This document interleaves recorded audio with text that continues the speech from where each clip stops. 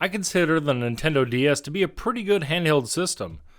Pretty good in that the selection of games released on it were all really fun, and the selection itself was pretty substantial. Even though I haven't owned one in probably 10 years or so, Nintendo was smart enough to bring out quite a few new games and many popular franchises on the system, as opposed to nowadays, where they seem to just focus on the same few series when they develop a new system. Luckily, for me, this was still during a time when Nintendo, and more importantly Konami, actually gave a shit about their popular franchises, and still put time and effort into releasing them. Thus, my beloved Castlevania saw the release of Dawn of Sorrow in 2005. Now, this has easily become one of my favorite portable Castlevania games, even though many fans prefer Portrait of Ruin or sometimes even Order of Ecclesia. Sadly, this was one of the last Castlevania games that Konami has ever released. No, I'm not talking about remakes, or re-releases, or fucking pachinko games, Konami. Nor does the Lords of Shadow trilogy count, because that's not canon in the main series. I'm talking about a true release in the series. I'm not saying Portrait is bad, or there's something wrong with Order. Not at all. I really enjoy both. And I've already reviewed Portrait of Ruin for this channel. I just like Dawn of Sorrow over both of them. It's hard to say why Konami has shelved one of its biggest and most well-known franchises. And many fans have been trying to get straight answers for years, me included. While Dawn of Sorrow technically takes place last in the entire chronology of the series, there's no reason whatsoever that Konami can't develop new storylines and characters, and just new adventures. There's almost 400 years between Lament of Innocence and Dracula's Curse. You're telling me that's not enough of a gap of time to produce a new game? Anyways, let's get into it. As previously mentioned, Dawn of Sorrow was released in 2005 on the Nintendo DS, being the first Castlevania game released on the handheld device. The DS was chosen over the PlayStation Portable because producer Koji Igarashi felt that the storyline created in Aria of Sorrow was too good for use in just one game. So, while it isn't blatantly stated, Dawn of Sorrow technically is a sequel to 2003's Aria of Sorrow on the Nintendo Game Boy Advance. The game features many elements that were first implemented in the greatest game ever made, Symphony of the Night, and adds some new features as well. First off, the storyline. The game takes place 1 year after Aria of Sorrow and revolves around a cult that is trying to kill Soma Cruz in order to unleash the spirit of Dracula that resides in him.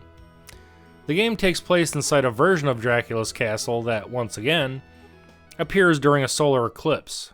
Don't ask me how this is possible or why they went with this aspect of the story. The game takes place in the year 2036, so maybe things like that will be possible by that time. Anyways, Soma ventures off after he figures out that the powers of Dracula inside him weren't destroyed during the last game, but only lay dormant. So he returns to the castle to settle things once and for all. After a short meeting with Hammer, the salesman outside, you venture into the castle itself, and the adventure begins. I especially enjoy the snowy forest, and things just being winter in general. When you think about it, you normally don't see snow or anything else like that in a Castlevania game. You come across Yoko Belnades and Julius Belmont, and a brief scene occurs. Yoko then leads Soma to his first boss fight, which requires the use of a magical seal to open the door. Insert the dumbest gimmick in the game, or I should say, pretty much the only gimmick, the spell drawing. Yes. You'll hear me knock on this quite a lot during the review, so just get used to it. After damaging any boss in the game enough, the magic seal will automatically appear on the screen, and you have maybe 3 to 4 seconds to repeat the correct spell pattern on screen with the stylus, or the seal disappears, the boss regains some health, and the fight continues. By successfully drawing the spell, the boss is defeated, and you collect an item normally that will aid in progression. I'm going to be blunt. I fucking hate the magic seal gimmick. Basically, Konami couldn't figure out a doofy use for the doofy touchscreen, so they thought, hey, let's force the player to draw ever-increasingly complex shapes right in the middle of a boss battle in order to win the fight. Fucking brilliant! Never mind this forces you, during each boss fight, to hold the stylus between your other fingers. Because you have such a short amount of time to draw the seal, you don't have time to pull it out when the seal pops up. This assumes you draw it correctly each time without fucking up, which, on later seals, yeah, I usually fuck them up. Mostly because I mistake in the shape I'm supposed to draw, or the game doesn't recognize the shape correctly because I draw it too fast, which happens more than you'd think.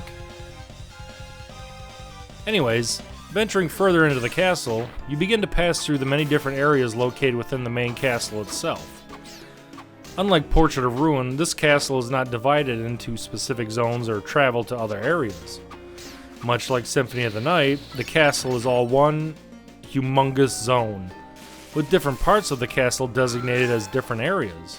Areas like the Demon Guest House, with its killer clowns, Dark Chapel, with its gothic stained glass windows, and many devils flying around, being assholes like usual, and the Mine of Judgment, which features a few familiar enemies if you're a fan of older Castlevania titles, or if, like me, you've been playing the series for over 30 years.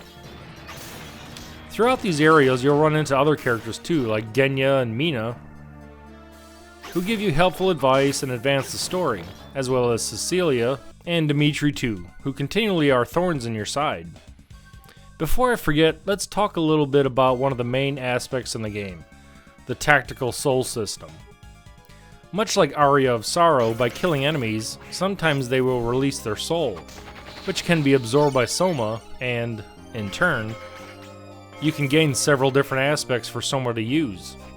Sometimes they allow different attacks or movement abilities. Some increase certain stats, others allow progression via certain abilities that you really only use once or twice, like breaking ice blocks with the stylus pen. This is in conjunction with a variety of weapons Soma can yield, although, much like previous handheld Castlevania titles, since Soma is not a Belmont, no vampire killer. Dope!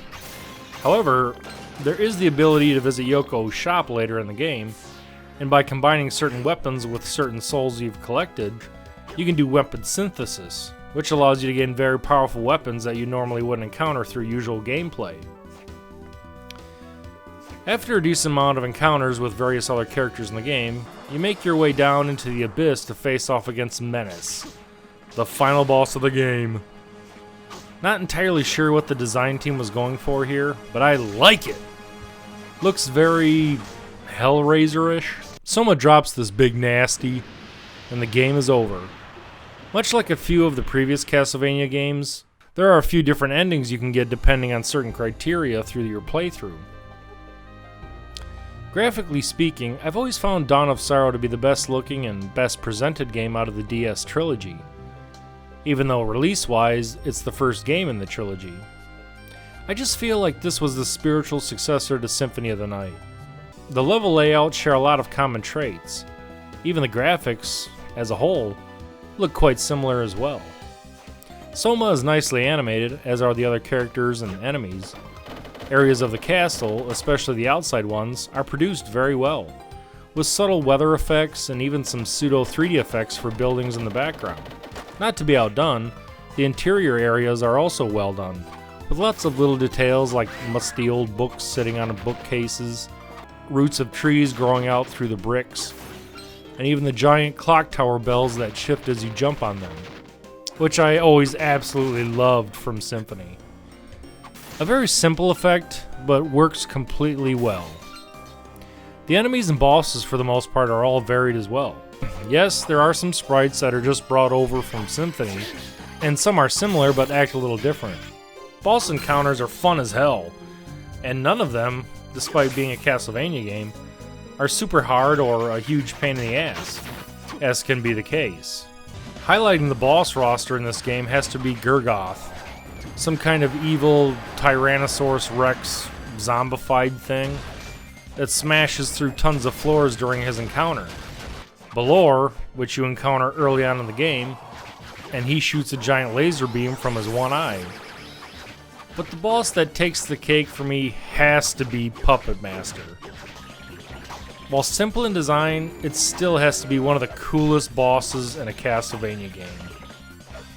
With all the strange, unsettling way it moves around the room, the googly eyes, and the weird low-sounding voices it makes, it's a very memorable encounter.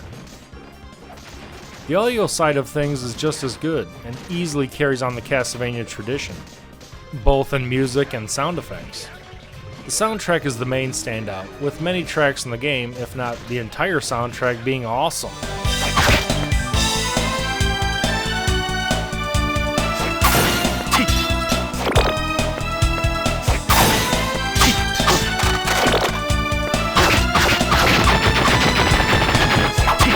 There's excellent variety without anything becoming repetitive, and most of the tracks completely fit the environment in which they're utilized. The game was scored by composer Michiru Yamane, who has done numerous other Castlevania titles starting with Castlevania Bloodlines way back in 1994, and currently is working on the score for Bloodstained, so that soundtrack is probably going to be phenomenal as well.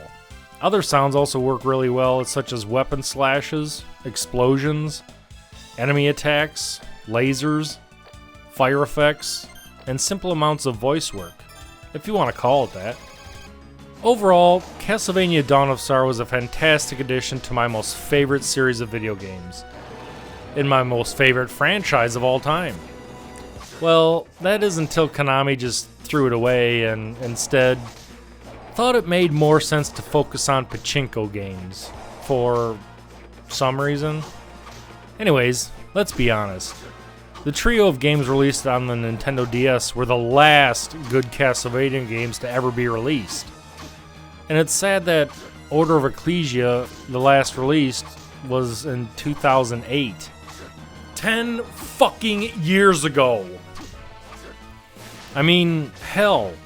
Igarashi finally had enough of Konami's bullshit, and that's why he left to found his own company. So he could have correctly continued the Castlevania franchise as it should be. Sorry, Konami, you missed out. You should have listened to Igarashi, as he was proven right when the Kickstarter for Bloodstained reached its goal in 24 hours. What the fuck does that tell you? Huh? The game is a fantastic adventure, with all the major elements present and polished. There aren't that many things I could knock it for, not really any for the most.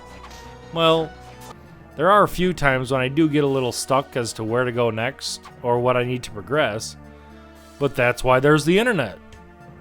It's unsure where the future of the franchise is going. The series on Netflix is awesome, and shouldn't be missed by any fans. It's also bittersweet because this is the second to last Castlevania game I'll ever be reviewing for this channel, with the Granddaddy Original being the final Castlevania game left to review. Dawn of Sorrow is a great reminder of what this series was capable of, even on much newer generation hardware, with the proper people in production positions. It's a personal favorite of mine, and I still load it up once in a while to adventure my way through it, because it's that good. Much like its bigger, older cousin, Dawn of Sorrow never gets old, and much like the Castlevania franchise of yesteryear, may it live forever. Thanks for watching. Thanks for subscribing. Grab your holy water and go check it out.